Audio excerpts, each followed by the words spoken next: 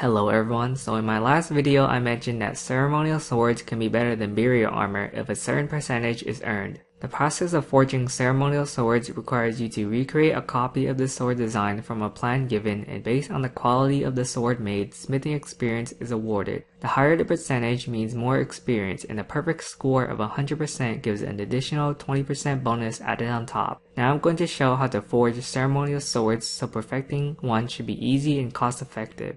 First, we need a hammer and tongs, which can be found at the desk in Artisan's Workshop. Next up, the requirement is an ingot 4 of any metal: iron, steel, mithril, adamant, or rune. Now we need a paper plan, which can be obtained by speaking to the dwarf Egil. After this is done, we can begin the process by clicking on the anvil to smith ceremonial swords. A pop-up window interface will appear with the top half showing a picture of the sword and the bottom half showing the ingot. The goal is to recreate the sword from the top half screen by hammering dents on the bottom half on the ingot. On the top half screen to the left, you will notice a cooldown with a number. This means the amount of times left until the sword has been completed. The cooldown goes down each time you create a dent in the sword, and if it reaches 0, you will no longer be able to work on the sword. Now on the bottom half screen to the left, you will notice 4 different dent options, which is careful, soft, medium, and hard. Depending on which option selected, you will create a smaller or bigger dent. Careful always hits a dent of 1 and uses 2 cooldown. Soft hits anywhere from 0 to 2 but usually 1 and uses 1 cooldown. Medium hits anywhere from 0 to 3 but usually 2 and uses 1 cooldown. Hard hits anywhere from 0 to 5 but usually 3 and uses 1 cooldown.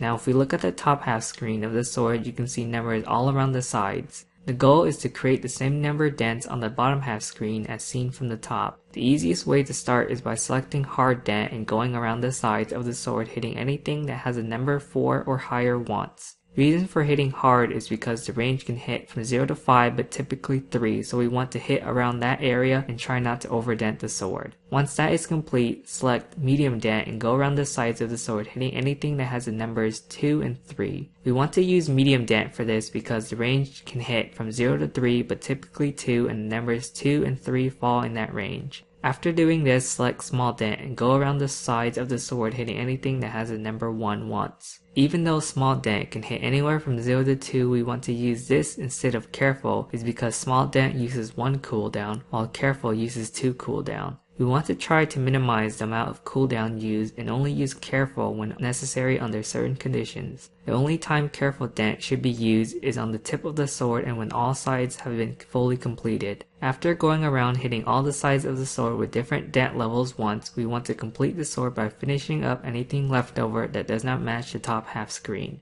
Like say for instance, we use hard dent to try and hit 4 on the side of the sword, but in doing so, the dent made was 3. Since we only need a dent of 1 left to get 4, we can finish off doing so by using small dent. However, in another case scenario, if the hard dent made was a 2 and we need a 4, then we can finish this off by either using a medium dent to hit a 2, or we can use small dent to hit 2 ones. Depending on the situation, if there is enough cooldown to spare, you can use 2 small dents to try not to overhit, or if there is not enough cooldown, we can use medium dent with a possible chance that it can overhit. One thing to note is that the tip of the sword has a maximum dent of 8 while the sides have a maximum dent of 6. If hitting over any of these numbers on the tip or sides, then the sword will break and no experience will be awarded. So that is everything you need to learn about forging ceremonial swords, and hopefully this has been very helpful. If there are any questions or concerns, feel free to leave them in the comments below and I will answer them. And as always, thanks for watching and have an awesome day.